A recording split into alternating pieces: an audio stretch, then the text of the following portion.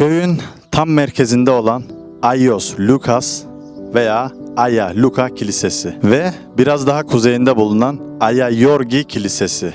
Bu kiliseler köyün en büyük tarihi iki yapıtıdır. Özellikle Aya Luka Kilisesi'nin çok acı bir tarihi vardır ve bu acı tarih hala daha devam etmektedir. Peki nedir bu acı?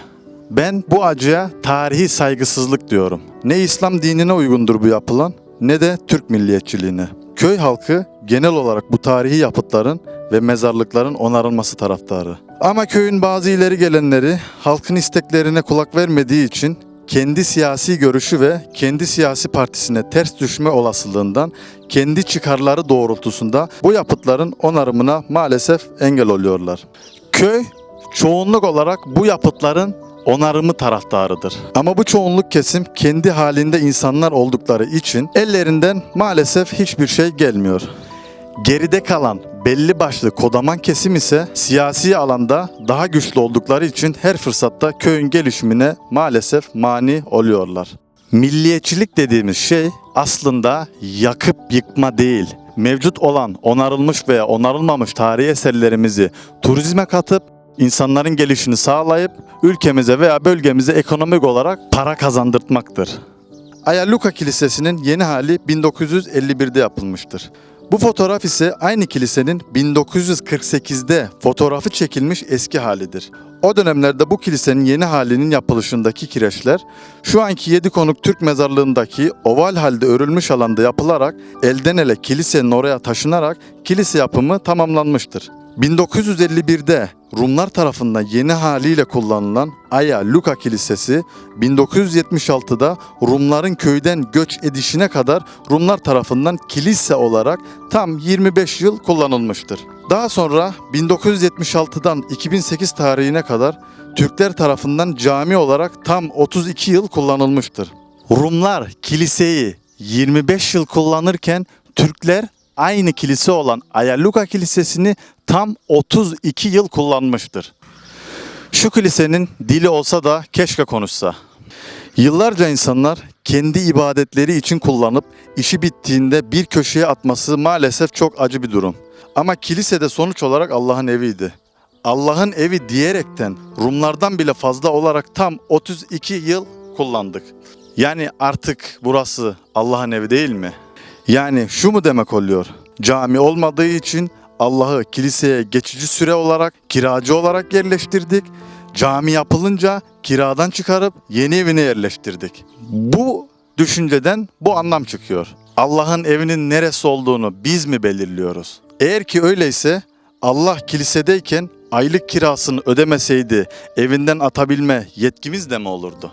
Şimdi benim bu tespitimden dolayı birkaç kesim beni kafir de ilan edebilir. Ama Allah'ı bu duruma sokup bu şekilde kendi emellerince kullanmak bence asıl kafirliktir. Allah'a ibadet edilen her yer Allah'ın evidir. Bunu önce bir kavrayalım. Burası da hala daha Allah'ın evidir. Ve sonuç olarak burasını da korumak zorundayız. Yani bu kilise artık Allah'ın evi değil diyerek Allah'ı kiracı durumuna sokamayız. Savaş görmüş gerçek milliyetçiler diyor ki, bu tarihi yapıtlar ve mezarlıklar köyümüze ait değerlerdir. Bunların da onarılması gerek. Gerçek milliyetçi insan zaten bunu söyler. Çünkü yakıp yıkmak barbarlıktır. Milliyetçilik var olan şeyleri daha da güzelleştirip memleketine faydalı hale getirmektir. Tekrar diyorum, milliyetçilik bu gavurmalıdır diyerek yakıp yıkmak değil, atalarımızın yaptığı gibi onarıp memleketi hayırlı hale getirmektir. Gün gelir de bu eserler onarılırsa emin olun büyük konukta olduğu gibi bize de turistler gelir ve köylülerimiz bu eserlerin etrafına kuracakları pazarlarla evlerine ekmek götürecekler. Tarih 2019. Bizim isyanımız bugüne kadar bu gelişmelerin olmamasına ve engel olanlara. Bu verdiğimiz örneklerden ders alınmayıp ve aynı gelişime kapalı insanların sözü dinleniliyorsa bize de şu şiirle konuyu kapatmak düşer. Ortalama 1000 yıl önce yaşamış olan İranlı şair Ömer Hayyam, bakın 1000 yıl önce bu konuyla ilgili ne söylemiş?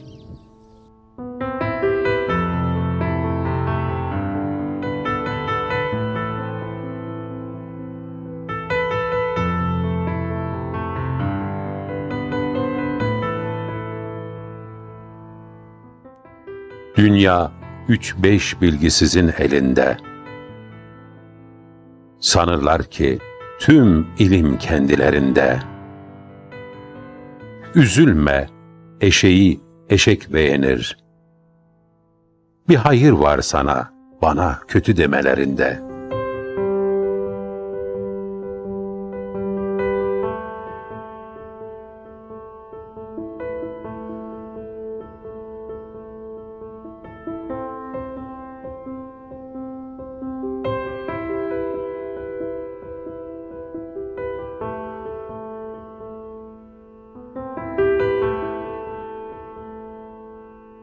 Felek ne cömerttir aşağılık insanlara. Han, hamam, dolap, değirmen hep onlara. Kendini satmayan adama ekmek yok.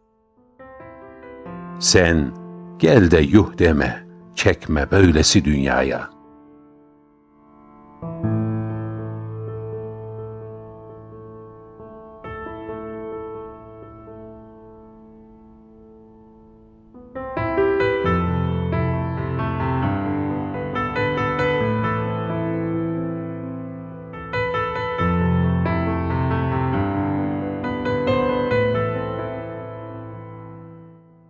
Her gün biri çıkar, başlar ben demeye.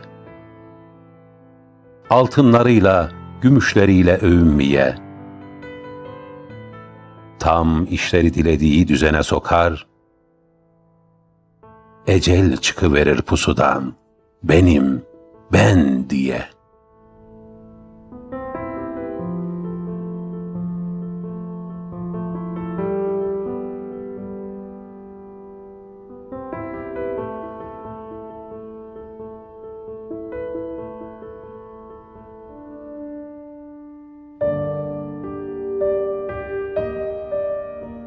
Celladına aşık olmuşsa bir millet, İster ezan, ister çan dinlet. İtiraz etmiyorsa sürü gibi illet, müstahaktır ona her türlü zillet.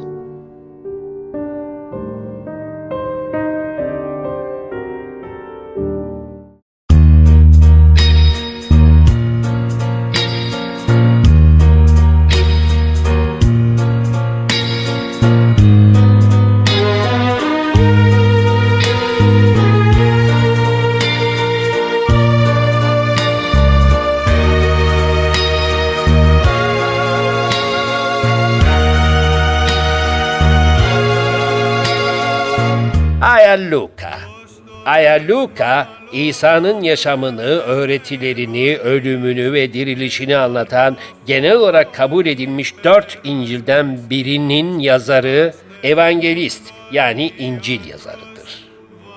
Bilindiği üzere değişen krallıklar ve değişen zamana göre çok sayıda İncil yazılmıştır. Bunlardan sadece 4 tanesi genel olarak kabul edilen İncil'lerdir.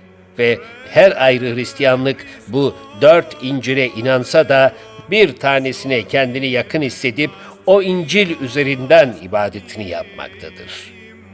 Lukas, Hristiyanlık inanışında genel olarak kabul gören 4 yazar olan Mata, Markos, Luka ve Yuhanna ismindeki İncil yazarlarından sadece bir tanesidir. Bu İncil'ler Hazreti İsa tarafından yazdırılmamıştır. Yazılan İncil'lerin hiçbirini Hazreti İsa görmemiş ve İsa'dan sonra yazılmıştır.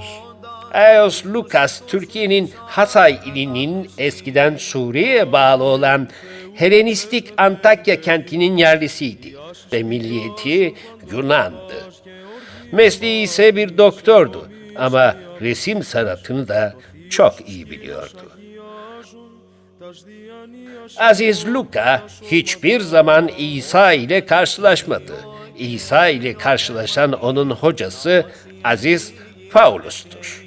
Aziz Paulus yıllarca İsa'ya inananları Roma yönetimi adına tutuklayan bir görevliydi. Roma'da o dönem Yahudi inanışı yaygındı.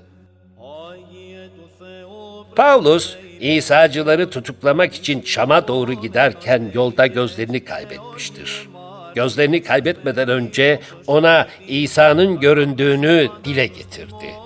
3 gün sonra çeşitli tedavilerle gözlerine kavuşmasıyla bu mucizenin İsa tarafından olduğunu dile getirerek Hristiyan olmaya karar verdi. O günden sonra İsrailoğullarının Nasıralı İsa'yı beklediğini her yerde vaaz etmeye başladı. Hristiyanlık inancında bu akımın başlangıcı olarak Hazreti İsa gösterilirken, ilerlemesinde en büyük rolün Paulus tarafından olduğu kabul edilmektedir. Daha sonra Luka ile tanıştı ve en yakın arkadaşı olmakla beraber aynı zamanda hocası oldu. Aziz Luka daha sonra Paulus'tan öğrendiklerini bir kitap haline getirerek daha önce Matta ve ardından Markus'un yazdığı 2 İncil'in üzerine 3. İncil'i de kendisi yazdı. Daha sonra bu kitap hızla yayıldı. Onun İsa'dan sonra yani milattan sonra 70 yılına kadar yaşayıp 80 yaşında şehit olarak öldüğüne inanılır. Aya Yorgi'nin efsaneye göre Eftagomi köyünde yaşadığı belirtilse de Aylukas'ın köy ile hiçbir alakası yoktur. Sadece inanış gereği bu kilise yapılmıştır. Köyün merkezindeki Ayluka Kilisesi'nin yapılış tarihi 1770'tir. 1951'de yeniden inşa edilerek eski haliyle alakasız çok daha görkemli bir yapıt ortaya çıkarılmıştır. Tüm Türk arşivlerinde ve Wikipedia'da yazılan bir yanlış vardır. Bu yanlış şu şekilde belirtilmiştir. Kilisede 1950'li yıllarda 14. yüzyıldan kalma Yunanca bir İncil olduğu da bilinmekte olup günümüzde bu İncil kayıptır. Fakat aslında bu İncil 1974 harekatı esnasında kaçırılıp güvenli hissettikleri bir bölgede muhafaza edilmiştir. Ve şu an Rum tarafında bir müzede sergilenmektedir.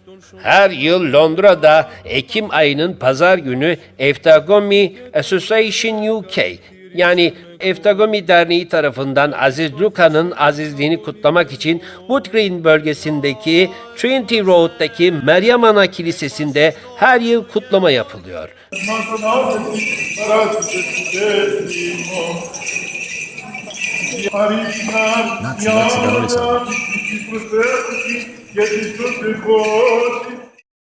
Ve her kutlamada Eftagomili Rumların önde gelen isimleri bir gün topraklarımızı geri alacağız diyerekten konuşmalar yapıyorlar. Βλεψον ενευμένη απανύμνητε Θεοτόκε, επί την εμήν χαλεπίν του σώματος κάκωσιν, και ίασε της ψυχής μου το άλγο.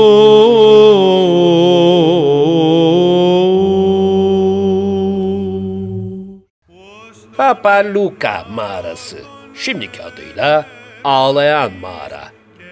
1800'lü yıllarda yaşamış olan Luka isminde bir rahip, Rumların Osmanlı isyanından dolayı Rum halkının Papa Luka'yı tehlikede hissetmesi üzerine belli bir süre Osmanlı'dan sakladıkları yer. Bundan dolayı Papa Luka denir. Papa Luka'nın köydeki kilise ismiyle alakası yoktur. Kilisenin yapılış tarihi Papa Luka'dan öncedir.